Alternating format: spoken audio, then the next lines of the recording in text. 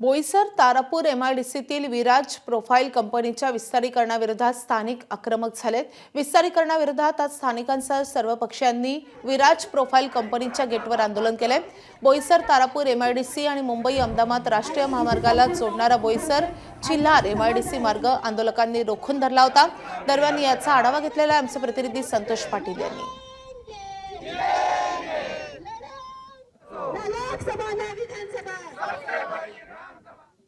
बोईसर तारापूर औद्योगिक कार्य क्षेत्रातील सर्वात मोठा कारखाना म्हणजे विराज प्रोफाईल आणि ह्या विराज प्रोफाईल कंपनीचं विस्तारीकरण आहे ते 104 एकर वरती करण्यात येणार आहे। ह्याला स्थानिकांचा विरोध आहे, त्यामुळे आज मोर्चा काढण्यात आलेला आहे।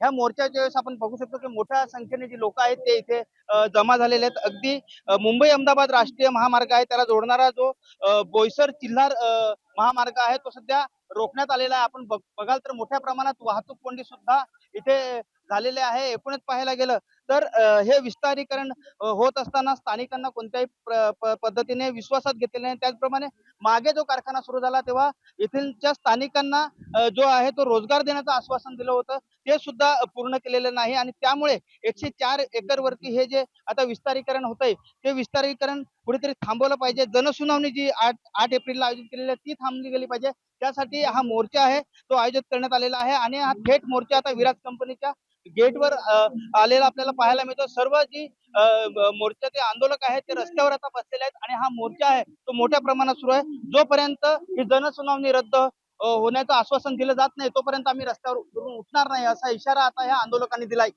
संतोष पाटील, एबीपी माझा, पालघर। एबीपी माझा, उघडा डोळे बघा नीट।